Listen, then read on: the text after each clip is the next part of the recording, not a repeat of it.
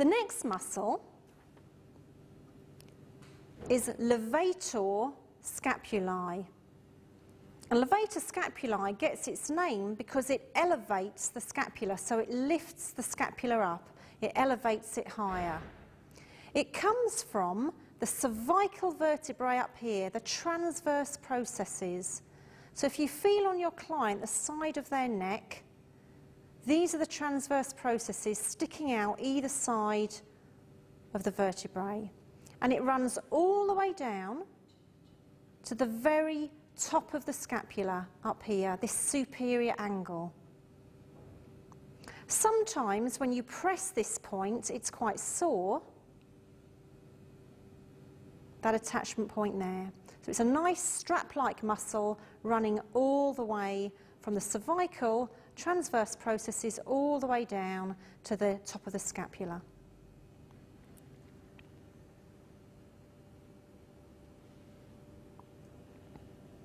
One of the problems with this muscle is if your client takes their head into a forward head position, if they lean their head forward, they're craning outwards, it acts like a horse's reins and tries to pull the head back into the midline.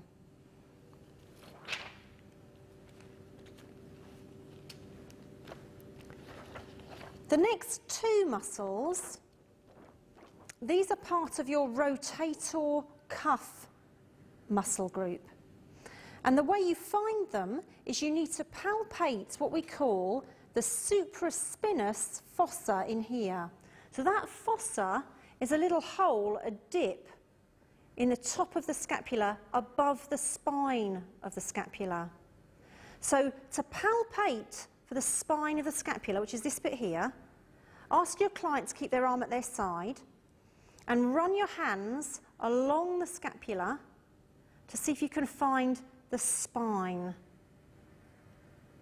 And the spine runs from the medial border all the way along to the acromion process at the end. So the first muscle we're going to put in is supraspinatus, and supraspinatus gets its name because it's superior, that means above the spine of the scapula. So we need to put it into the supraspinous fossa, which is that bit there, and a fossa is just a hole in anatomy, that indentation, that wide indentation. So see if you can palpate, if you can feel that indentation superior to the spine of the scapula. And it runs from the supraspinous fossa underneath the acromion to the head of the humerus over there. And it inserts what we call the greater tuberosity, a little spot at the head of the humerus. So see if you can just draw your lines like that underneath the acromion to the head of the humerus. And you might not be able to palpate this spot itself because you've got the huge deltoid muscle over the top, but it's roughly there.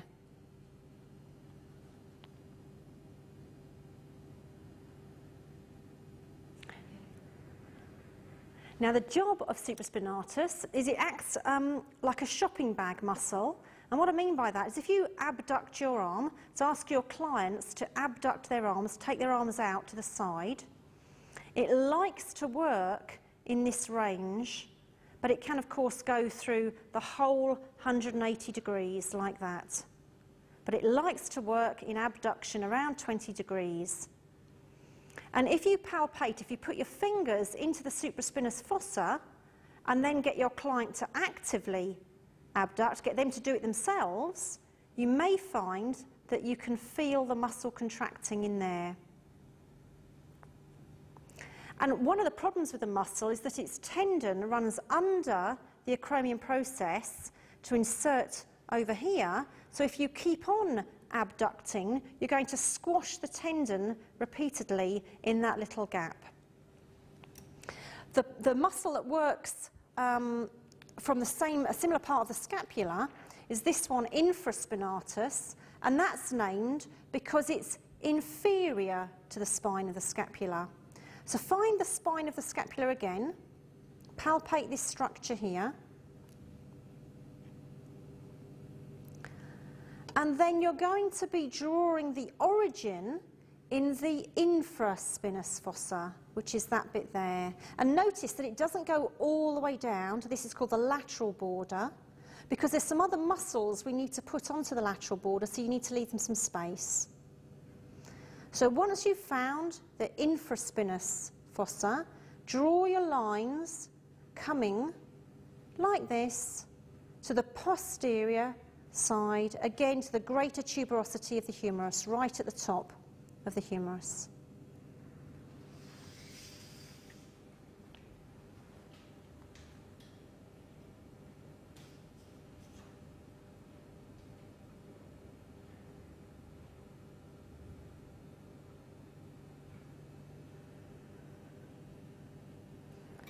An infraspinatus is an external or a lateral rotator of the humerus, so it turns your arms outwards like that.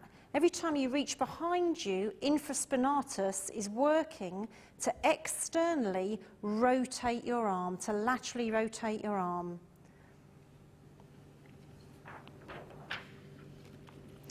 So let's put in the two muscles that we've left space for. Here on the lateral border, the first one is teres major. So see if you can find the lateral border. You might have to palpate around this inferior angle, come onto the lateral border. And the first one is teres major, and it's going to the front of the armpit, which you might not be able to draw. You'll have to just sneak your lines under your client's armpit like I've done there to show that it inserts on the front of the humerus. Teres means round in anatomy, and this is a lovely chunky round muscle that goes into the bicipital groove, a groove on the front of the humerus.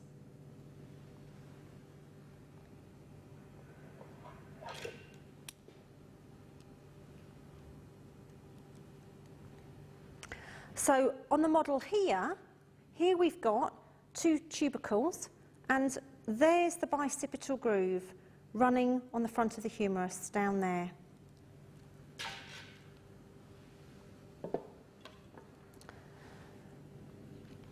Teres major is not part of the rotator cuff, but its partner, teres minor, is. And if I put this one over there, if you look at this diagram, you can see that teres minor sits just above teres major there, coming from a very similar origin. So there's teres minor, also on that lateral border. And obviously there'll be some variations between individuals.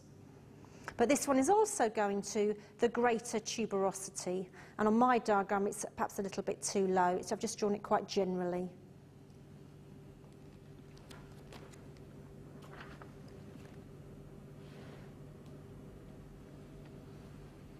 So let's think about the difference between teres minor and teres major.